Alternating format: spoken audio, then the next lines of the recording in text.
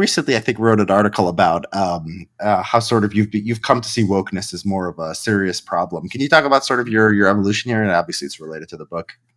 Right. It basically starts with I discount all media scandals as being totally unrepresentative of the real world and just trying to get clicks by terrifying people. And normally this heuristic works really well. And almost everything on the news, no matter how horrifying, is an ultra rare event and really shows nothing about the world. But the wokeness, on the other hand, was a case where it just started in university. Since I am a university professor, I know about it. I've seen it here. I've always thought it was terrible for me. But at the same time, I'd see stories and I'd be like, all right, well, this is like one tiny corner of the world where this is an issue. It's bad for me because I happen to be really close to the epicenter of this junk, but it doesn't mean that normal people need to be worrying about it. And furthermore, I've long had the view that the rhetoric is just so academic. It's just so off-putting, so full of jargon. There's a great Noam Chomsky essay saying, please, leftists, just drop this horrible continental philosophy. It alienates normal people from our movement. And I'm like, yeah, good. Right. And so this was my attitude for many years of wokeness is bad for me, but it doesn't really matter very much in the real world. And then it just started maybe about 8 years ago, having a growth rate of like 50% per year in the real world. And first I'm like, it can't really be. Right. But like if you have a 50% growth rate compounded over 6 years, then suddenly something that was a rounding error is no longer a rounding error. What really blew my mind was after the George Floyd riots, I suddenly found that all of my friends with normal non-academic jobs had to do brainwashing sessions. And this is where I actually was looking over their shoulders sometimes, seeing their brainwashing sessions, saying, look, this is the same kind of intellectually insipid person that would normally be doing training in diversity here on a university campus, but now they're torturing people in the insurance industry with this stuff. Like normal people who have like in no way chose to be part of this of academia, and they're still having to listen to this horrible, turgid dogma. And when I saw that happening to people who had never opted into academia, I just felt really sorry for them and outraged on their behalf, I will say. It's like, it's ridiculous that normal people would have to deal with this stuff. And now they are. And this is not just something that's only on the news, something that's happening to people in real life. So that was my main transformation of just realizing that it had gone from being something that was prominent in a very tiny corner of the world to something that actually is prominent in like at all levels of high skilled employment at minimum. They just managed to somehow get their growth rate up to a level that I could not imagine for people with jargon like intersectionality. That's just the kind of thing that I would think would forever bar you from having any broader audience. But somehow they pulled it off. Yeah. So I mean, it's interesting because there's this sort of this stuff about the sort of the academic sort of framing of this stuff, the ideas, but there's also sort of this more low key kind of affirmative action and diversity stuff. I was looking at some demographics of NASA this morning. Yeah.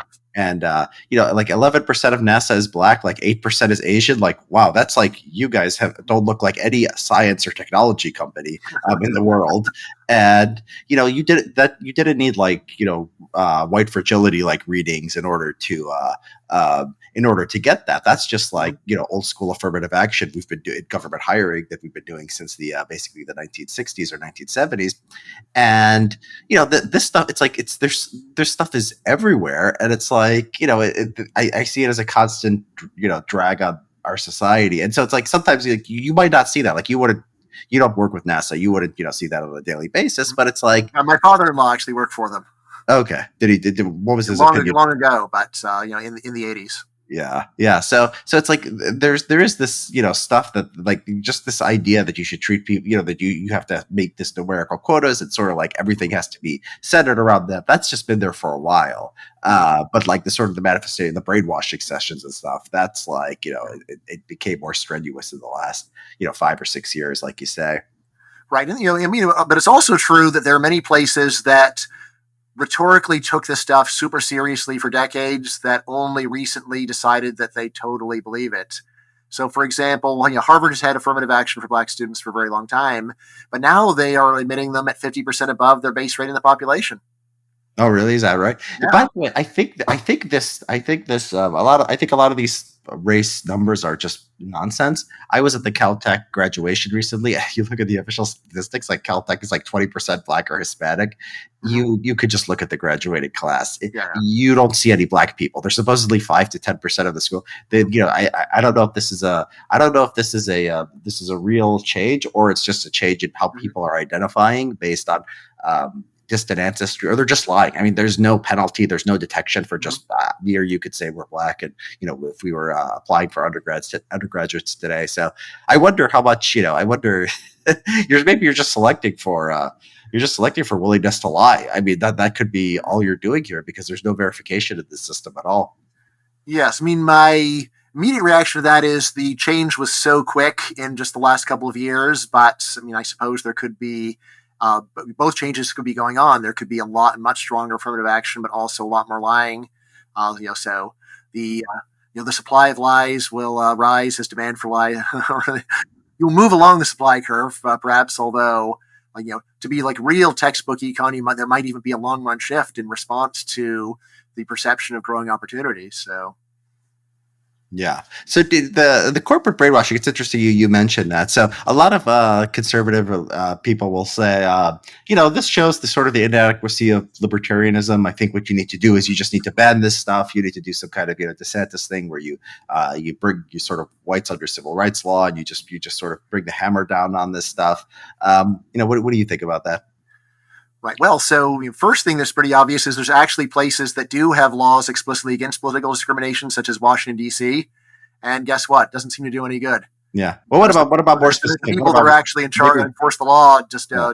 do not agree with Maybe they're not the specific enough. Maybe you need to just ban critical race theory and ban gender theory, and that's it. right. As to like what good that would do in DC is pretty hard to understand. Right, in an area, in another area, then maybe it would work. But this was actually one of my earliest arguments with you, where I said that look, it is important to realize that a lot of what's going on is that there's just way too little variety in what firms are doing for this to be just based upon supply and demand. Right? It's pretty much impossible to find any corporation where they just have an ethos of color blindness, for example, and they have a lot of propaganda on the wall, say be colorblind. This is a colorblind company. Don't think before you make an accusation against someone; it could be unfair. Right? You're not going to find any place like that. And as to what's going on, my story is: look, if you were the one company that was doing that, you probably would get sued into the ground. Right? The law, so the legal climate is such that you don't want to obviously be doing less than anybody else, which I think means that the law is actually quite crucial. I mean, just think about this. If it were really true that the major corporations were governed by total true believers, why do they even have a legal team that tries to go and minimize the damage from the lawsuits they get for discrimination violations? It is not true that if you go and try suing Disney, they just say, oh my God, mea culpa, mea maxima culpa, let's give them $20 million.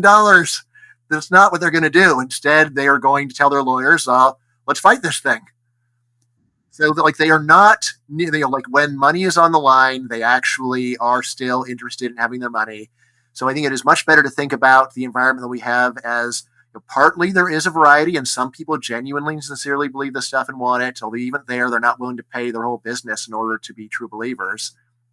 But secondly, like the very fact that we just see so little variety is a sign that there's a lot of fear of the law. And if we were to deregulate, that a lot of the variety that we currently don't see would Yeah. very likely come Oh, I back. agree. I don't know why if we had an argument on that. I agree with you. I'm Yeah. very So so. basically, like in your original piece on why is everything woke, then at least I don't think that you mentioned the law. And then I said I think the law is actually something that's important. And then you had a follow up piece where you did say exactly that. Yeah. So Well, maybe we agreed all along, and it just wasn't obvious from the first meeting. it's a force amplifier, because it's like, Yes. and sometimes people bring up PR in the media. A lot of times you'll find out that the statistics on bad diversity numbers come out through lawsuits, and they Mhm. come out through, like, California has like laws where you disclose, like they're trying to do something where you have to disclose how much each race and Mhm. gender owns. So it's like, yeah, it's law, and it's PR. It's very synergistic. Mhm. So yeah, the law is, yeah, Mhm. important. Yeah, that's one of my big ideas. Um, Right. Although, like your original piece said, it is probably true that leftists are more likely to boycott a firm because they don't like their demographics than conservatives are. yeah, I So, think that's true. I think yeah, that the conservatives could find out that Disney was super woke, and yet if their kids want to go and watch Disney movies, they'll still probably subscribe. Yeah, I think that's Whereas the fair. leftists, like if it were the other way around, say, no, our kids can't see this stuff. This is poison. Yeah, Even exactly. there, like important not to exaggerate, and the fanatics are the most prominent, but they are not the most prevalent.